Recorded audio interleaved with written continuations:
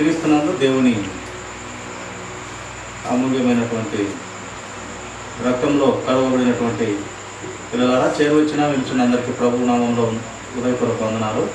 గ్రంథంలో నుండి కొన్ని మాటలుగా మనం ఈ యొక్క దినము ధ్యానిస్తున్నాము. యోహాను సువార్త 15వ అధ్యాయము 15వ వచనము తీసినట్లయితే మనము చదువుకుందామండి. దాసుడు తన యజమానుడు చేయు దానిని ఎరుగడు కనుక ఇక మిమ్మును దాసులని పిలువక స్నేహితులని పిలుచుచున్నాను. ఎందుకనగా నేను నా తండ్రి వలన వినిన సంగతులన్నిటినీ మీకు తెలియజేయుతిని. ఒక దాసుడు అంటే యజమానుడు చేయు దానిని దాసుడు ఏది ఎరుగడు. ఒక యజమానుడికి ఒక కూలివాడు పోతాడు, ప్రతిదీ యజమానుడు చెప్పడు కూలివానికి.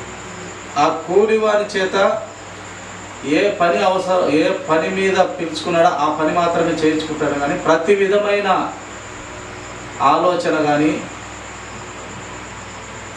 ప్రతి విధమైన అది ఏదైనా కూడా ప్రతిదీ ఆ యొక్క దాసునితో లేక కూలివానితో ప్రతి విధమైన సమస్యలు కానీ ప్రతి విధమైన ఆలోచన కానీ అన్నీ పంచుకోడు అతనితో అని ఒక యజమానుడి ఒక దాసుడి గురించి చెప్తూ ఉన్నాడు. ప్రియ, ఎంతవరకు అవసరమో అంతవరకే మాట్లాడి ఆ కూలికి పిలుచుకున్న వానితో అది మాత్రమే మాట్లాడతారు. కానీ అనవసరమైన వాళ్ళ కుటుంబ సమస్యలు, ఆ యొక్క లోక సంబంధమైనవి కానీ లేక దైవ సంబంధమైనవి కానీ ప్రతిదీ అన్నీ కూడా ఆ యొక్క దాసునికి తెలుపడు. కానీ ఈ యజమానుడనే నేను, ఈ దాసుడనే మీరు, నేను ఏది దాచుకోలేదు. పరమందున్న కన్న తండ్రి దగ్గర నుంచి నేను ఏది విన్నానో, ఏది కన్నానో, ఏది చూచానో అది మాత్రము మీకు చెప్తూ ఉన్నాను. నా అంతటా నేను ఏమీ చెప్పలేదు. అంతా అక్కడ చూచిందే, అక్కడ జరిగిందే, ప్రతిదీ దాచుకొనక నేను నీకు చెప్పడం జరుగుతుంది. ఇక మీదట మీరు దాసులని పిలవక నా స్నేహితులు అని పిలుస్తున్నాను అని యేసుక్రీస్తు ప్రభువారు ఈ యొక్క పరిశుద్ధాత్మ దేవుని ద్వారా యోహాను ద్వారా మాట్లాడుతున్నాడు. ప్రియులారా, ఒక యజమానుడు దాసునికి అయితే అన్ని విషయాలు చెప్పడు, కానీ నేను నీకు చెప్తూ ఉన్నాను. పరలోక సంబంధమైన ప్రతిదీ నేను దాచుకోకుండా మీకు చెప్పి తిని ఎందు నిమిత్తము నేను ప్రతిదీ ఎందు నిమిత్తము నేను చెప్పవలసి వచ్చింది, ఎందు నిమిత్తము నేను మీకు ప్రతి విషయాన్ని చెప్పవలసి వచ్చింది. ఒక గురువు శిష్యులు కూడా ఒక ఏ పనైనా కానీ ప్రతిదీ నేర్పించడు. ఒక గురువు ఒక శిష్యుడికి అన్నీ నేర్పించడు. అన్నీ నేర్పిస్తే ఏమవుతాడు? గురువుని మించిన శిష్యుడు అయిపోతాడు. కనుక అన్నీ నేర్పించడు, ఏదో ఒకటి పెండింగ్ పెడతాడు. లేదంటే నీకన్నా నేనే గొప్ప గురువు అంటాడు. కనుక కొన్ని దాస్తాడు. ఆ దాచేటివి మామూలు దాచడు. వీడు ఏదైతే గర్వం పట్టి మాట్లాడతాడో ఆ గర్వాన్ని అనిచ్చే విధంగా అంత గొప్పదానే దాస్తాడు. మళ్ళీ గురువు దగ్గరికి పాదాల దగ్గరికి వచ్చి నేర్చుకోవాలనే తపన ఈయనకి కలగాలనే ఆలోచనతోనే పెద్ద విషయాన్ని దాస్తాడు. మేము కూడా ఒక టైలర్ పని నేర్చుకోనికి పోయినప్పుడు అన్ని విషయాలు మాకు నేర్పలేదు. ఇంకా చాలా చాలా చోట్ల పోయి కానీ నేర్చుకోలేదు. ఒకరి దగ్గరనే మాకు నేర్పలేదు. ఇంకా ఇక్కడ తిరిగి నేర్చుకోవాల్సిన పరిస్థితి. అన్ని విషయాలు నేర్పడు. ఎందుకంటే అన్ని నేర్పితే ఇంక నన్ను మించిన గురువు అయిపోతాడు వీడు అనేది నేర్పడు. కానీ ప్రియులారా, దేవుని వాక్యం తెలియపరుస్తూ ఉంది, కన్న తండ్రి దగ్గర ప్రతి విషయాన్ని నేను మీకు చెప్పి తిని యేసుక్రీస్తు ప్రభువారు మనతో మాట్లాడుతూ ఉన్నారు. ప్రతి విషయాన్ని మీతో చెప్పి తిని, నేనేది దాచుకొనలేదు. అక్కడ ఏది చూచానో, ఏది కన్నానో, ఏది అక్కడ జరుగుతుందో, ప్రేమ అయిన దేవుడు ఏమై ఉన్నాడో, కృపా కనికరము కలిగిన దేవుడు ఏమై ఉన్నాడు, అక్కడ ఏమేమి ఉంది అంతా కూడా ఆయన తెలియపరుస్తూ భక్తుల ద్వారా తెలియపరుస్తూ వచ్చినాడు ప్రియుగా. కనుక ఏది దాచుకోలేదు. కనుక నేను మిమ్మల్ని దాసులనని లేక శిష్యులని, నా సైనికులని కాక నా సొంత స్నేహితులు, నా యొక్క కుమారులు కుమార్తెలు అని నేను పిలుస్తున్నాను అని దేవుని వాక్యం తెలియపడతాను. ఎందుకంటే దాచుకునేవాడే ఆ గురువు అనుకుంటే, ఈ యొక్క మన గురువు సకల జ్ఞాన సంపదలు ఆయన పాదాల చెంత గుప్త నిధులుగా ఉన్నటువంటి యేసు క్రీస్తు ప్రభువారనే గురువు ఏది దాచుకొనక మీకు ప్రతిదీ మీకు తెలియజెప్పిన ప్రకారము మీరు బ్రతకాలని, నా యంత పరిశుద్ధంగా మీరు ఎదగాలని, అతి పరిశుద్ధుడైన పరమందున కన్న తండ్రి చాలా పరిశుద్ధుడు, పవిత్రుడు, నిష్కల్మషుడు, ఆయన కూడా చాలా పరిశుద్ధుడు. ఆయన ఉన్నత స్థలములలో తిరుగులాడేటువంటి గొప్ప దేవుడు. ఆయన స్వరూపముగా ఆయన నుండి వచ్చిన నేను కూడా పరిశుద్ధుడనే, యథార్థవంతుడనే, నీతిమంతుడిని నాలాగా ఉండుటకే నేను మిమ్మల్ని ఏది దాచుకొనక మిమ్మల్ని తయారు చేయాలి. దాచుకుంటే నాకు వచ్చే ప్రయోజనం ఏమీ లేదు, అంతా మీకు వివరించాలి, ప్రతిదీ మీకు తెలియచెప్పాలి. ఆ చెడు కానీ మంచి కానీ అన్ని విషయాలు మీకు తెలియపరచాలి.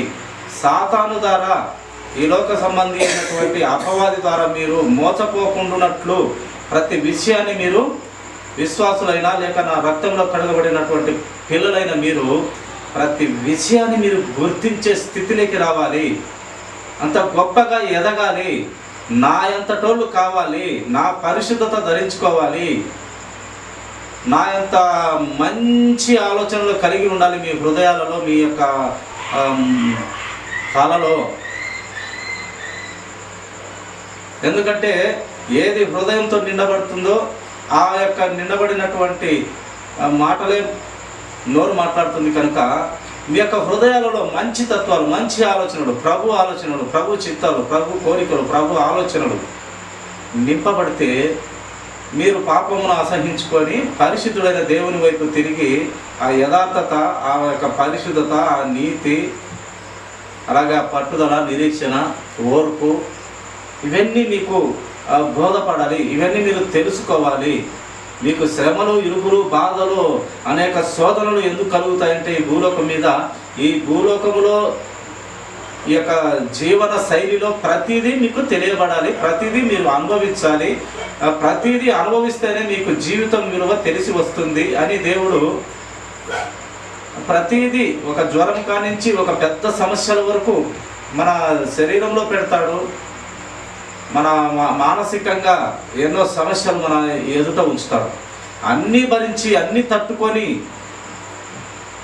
ఇచ్చిన జీవితం మటుకు మనం అన్నీ తట్టుకొని దేవుని వాక్యం ద్వారా కట్టబడుతూ దిద్దబడుతూ ఒక పౌరులాగా మన దేహంలో ఊపిరి ఉన్నంత వరకు దేవుని కోసం బ్రతికి, దేవుని పనిలో బ్రతికి. ఎందుకంటే ఆయన సర్వశక్తి సంపన్నుడు, సర్వ సృష్టిని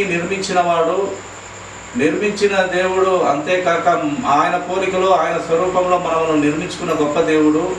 ఆయన పరిశుద్ధుడు, మనం పరిశుద్ధత ఉండాలని ఎన్నో విషయాలు, ప్రతి విషయంలో జ్ఞానము, బుద్ధి నేర్పుతూ మనకు ప్రతి విషయంలో దేవుడు మంచి వ్యక్తిగా తీర్చిదిద్దాలని దేవుని సంకల్పంలో ఉన్నది. కనుక మనం ప్రతి విషయాల్లో చక్కబడుతూ రావాలి, క్రమంలో బ్రతకాలి, సత్యంలో బ్రతకాలి. సత్యంలో బ్రతికిన తర్వాత సర్వసత్యమైన దేవునిలో ఎదగాలి. ఆ దేవుని అంతటోని కావాలి. నిజంగా నరులను దేవుడు ఏ ఆలోచన చేత మనల్ని పుట్టించుకున్నాడంటే, దేవుని ఎంత మనిషి కావాలంట నరుడు.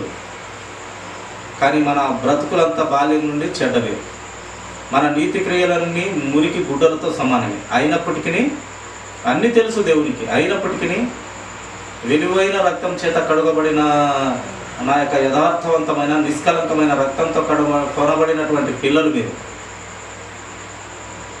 కనుక మీరు అట్టి ఆలోచనలతోనే నింపబడాలి, అలాగనే ఉండాలి, నాలాగానే ఉండాలి. నేను పరిశుద్ధులను, మీరు పరిశుద్ధంగానే ఉండాలని దేవుడు అనేక మంది భక్తుల ద్వారా, అనేక మంది ప్రవక్తల ద్వారా మనకు హెచ్చరిస్తూ, బుద్ధి చెప్తూ, మనకు బుద్ధి జ్ఞాన వివేచనలు కలగాలనే ఈ గ్రంథాన్ని మన చేతిలో పెట్టినాడు ప్రియులారా దేవుడు. 40 మంది ప్రవక్తల 40 మంది ద్వారా పరిశుద్ధాత్మ నింపుకొని ఈ యొక్క గ్రంథాన్ని రచించి పరిశుద్ధ ప్రేరణతో వ్రాసినటువంటి గ్రంథము. మనుషులే రాసినప్పటికీ పరిశుద్ధాత్మ దేవుడు వ్రాయించుకున్నటువంటి విషయాలు ప్రియులారా. మనిషిని ఇచ్చను బట్టి, మనిషిని ఆలోచన బట్టి ఈ గ్రంథము వ్రాయబడలేదు, అలాగూ పుట్టలేదు. ఈ గ్రంథము మనిషిని ఆలోచన బట్టి, మనిషిని ఇచ్చను బట్టి ఈ గ్రంథము పుట్టలేదు, వ్రాయబడలేదు. కానీ పరిశుద్ధ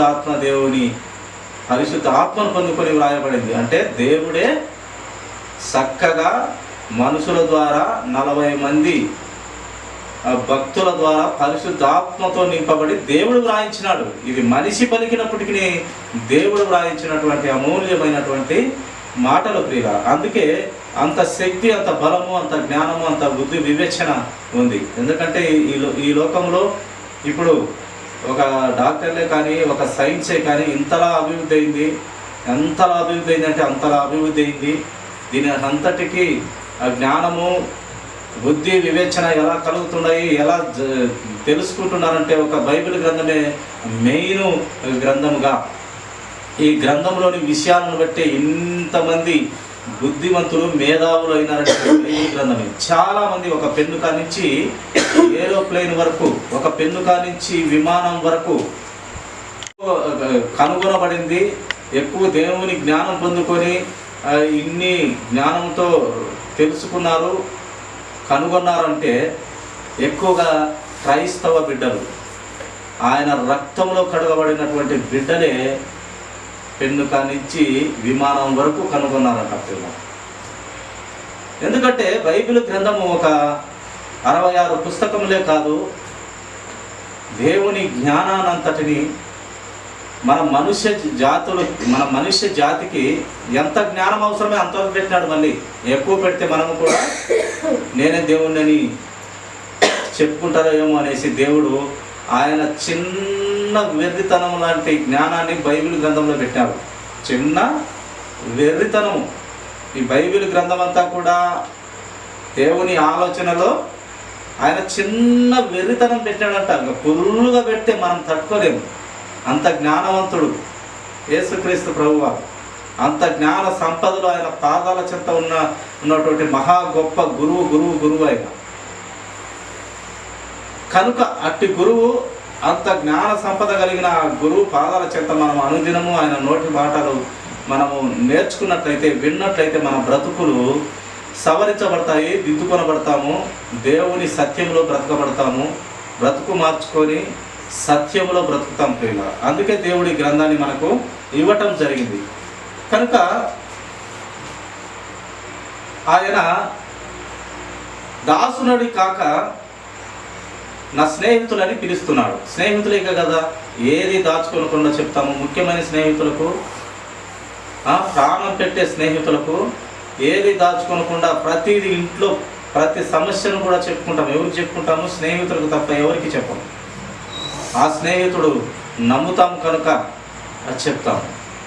అలాంటి స్నేహితుడు మనకు యేసుక్రీస్తు ప్రభువారు. అందుకే ఆయన ఏది దాచుకున్నాక అన్నీ బయలుపరుస్తూ వచ్చినాడు. ప్రతి విషయాన్ని, పరలోక సంబంధమైన జ్ఞానాన్ని అంతటినీ ఆయన పిల్లలకు అందరి మేలుల కోసమై తెలియపరుస్తూ వచ్చినాడు. అందుకే అబ్రహాముకు నేను ఏదైనా దాచెదనా అన్నాడు. అబ్రహాము కంట ఏది దాచకుండా చెప్తూ వచ్చినాడట. నా స్నేహితుడైన అబ్రహాముకు నేను ఏమైనా దాచెదనా అన్నాడు. ఒక స్నేహితునిగా దేవుడు పిలుస్తూ ఉన్నాడు.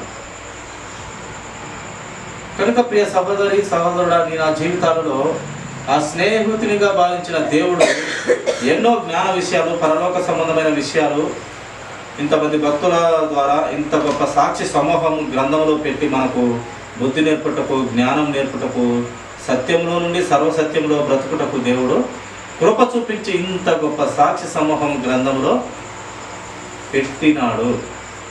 అంత పెట్టిన జ్ఞానాన్ని మనము అనుదినము కొన్ని మాటలు మనం ధ్యానించటం మనకు మంచిది, ఆశీర్వాదము, దీవెన.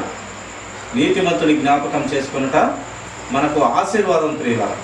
చూడండి, మరొక లేఖనం మనము చూస్తాము.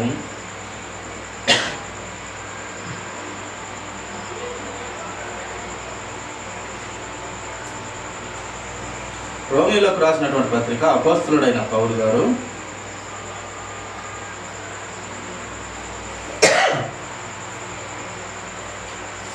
5వ అధ్యాయము 3వ వచనము తీసినట్లయితే చదువుతాను, గమనించగలరు. అంతేకాదు శ్రమ ఓర్పు పరీక్ష నిరీక్షణను కలుగజేయునని ఎరిగి శ్రమల యందును అతిశయపడుదము. శ్రమలు వచ్చినప్పుడు గిలగిల మనము కొట్టుకోకూడదు, భయపడకూడదు, శోధనలలోకి వెళ్ళకూడదు. శ్రమలను తట్టుకునే జ్ఞాన బుద్ధి వివేచనలు ప్రార్థన ద్వారా దేవుణ్ణి అడిగి ఆ శక్తిని పొందుకోవాలి. శ్రమలు వచ్చినప్పుడు ఏం పొందుకోవాలి? మనము ఓర్పు కలిగి, నిరీక్షణ కలిగి, ఆ శ్రమలను, ఇరుకులు, బాధలు, ఇబ్బందులు ఏమి పెడతాడో అవి తట్టుకున్నట్టుకు ప్రభువా నాకు శక్తిని ప్రసాదించు ప్రభువా, ఆ జ్ఞానాన్ని ఇవ్వండి. ఒకడు మన కుటుంబంలో ఏం జరిగినా ఎంత చింతపడితే నీవు నీ ఎత్తును మూరెడు పెంచుకొనగలవు అని దేవుని వాక్యం తెలియపరుస్తా ఉంది. నీ చింత యావత్తు నా మీద వేయి, నువ్వు చింతపడినంత మాత్రాన నీ ఎత్తు నువ్వు మూరెడు చేసుకొనలేవు, లేక నీ యొక్క తెల్లని వెంట్రుకను నల్లగా కూడా నువ్వు చేసుకొనలేవు.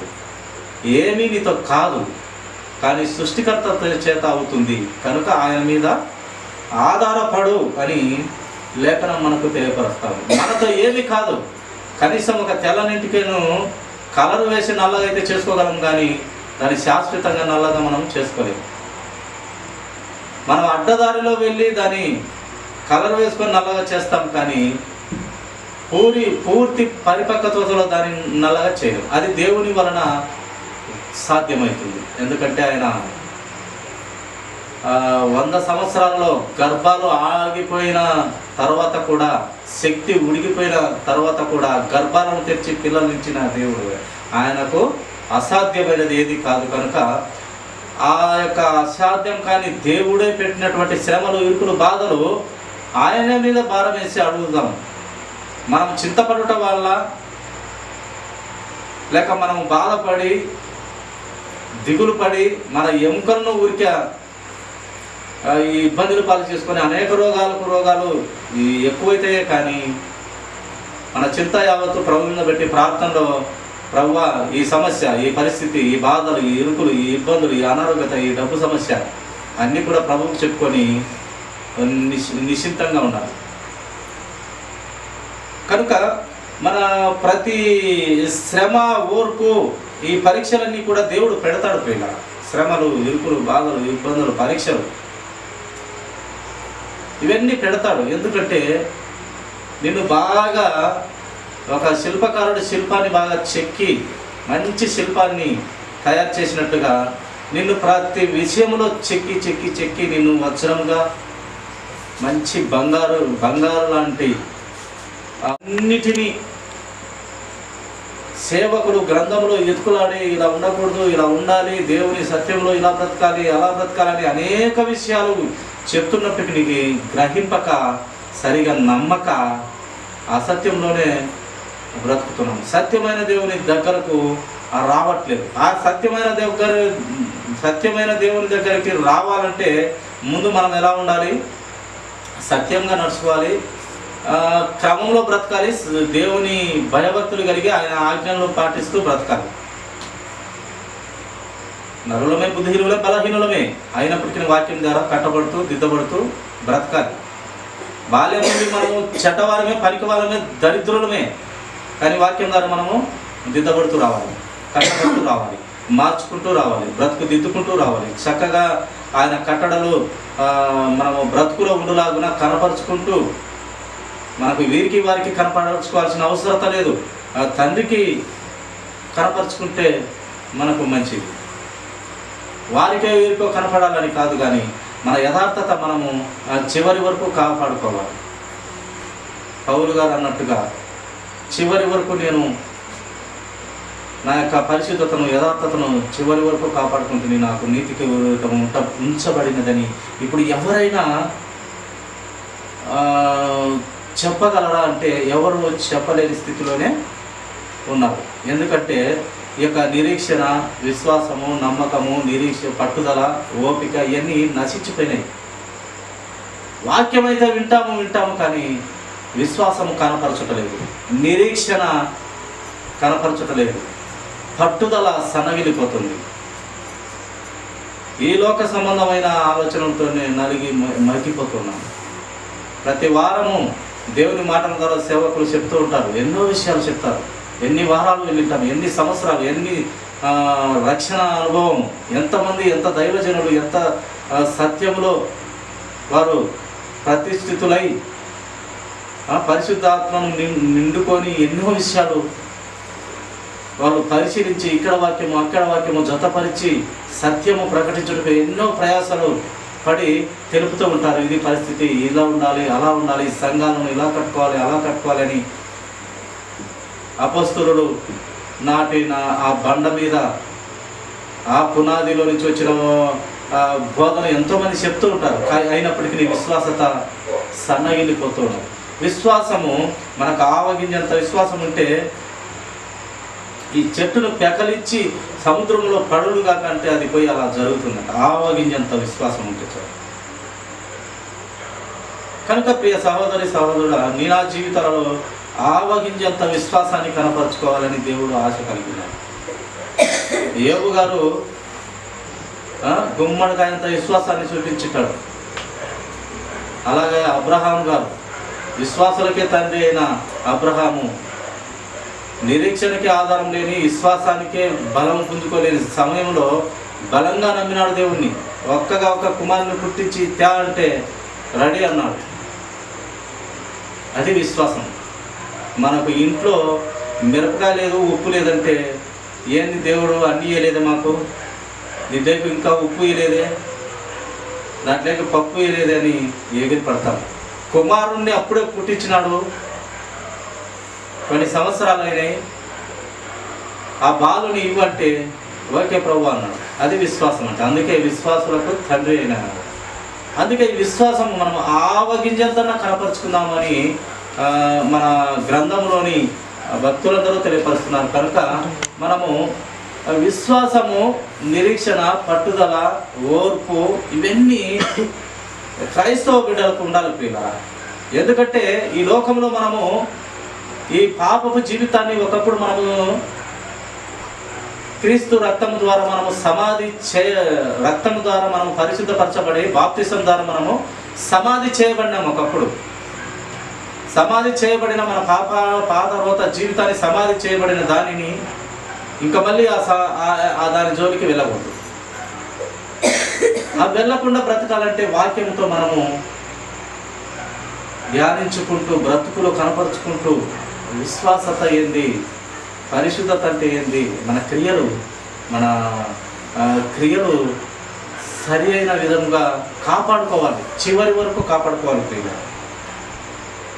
కనుక ఈ యొక్క అబ్రహాము చూడండి, అసలు ఆ నిరీక్షణకు ఆధారం లేదంట. అప్పుడు అసలు నిరీక్షణ అంటే ఏదో పవిత్రత కలిగిన, బంగారు లాంటి పవిత్రత కలిగిన పరిస్థితిలోకి నిన్ను పెట్టాలని దేవుడు ఆశ కలిగి ఉంటాడు. కనుక ప్రతి విషయంలో నిన్ను చెక్కుతూ వచ్చి మంచి అందమైన రూపాన్ని ఇస్తాడు. పరిశుద్ధత కలిగిన వ్యక్తిగా ఆ పరిశుద్ధులలో నిన్ను నిలబెట్టుటకు ఈ లోకంలో అన్ని శ్రమలు, ఇరుకులు, బాధలు పెట్టి అక్కడ నీవు యథార్థవంతులు, పరిశుద్ధులు, నీతిమంతులు నివసించే దేశంలో, ఆ రాజ్యంలో పెట్టడానికి దేవుడు కృప కలిగి ఉన్నాడు. కనుక మనము శ్రమలు వచ్చినాయని మనము కృంగిపోకూడదు, బాధలు వచ్చినాయని మనము బెంగ పెట్టుకుని కదా. కనుక మన చింత యావత్తు ఆయన మీదనే వేయవలసిన వారిగా దేవుని గ్రంథం మనకు తెలియపరుస్తా ఉంది.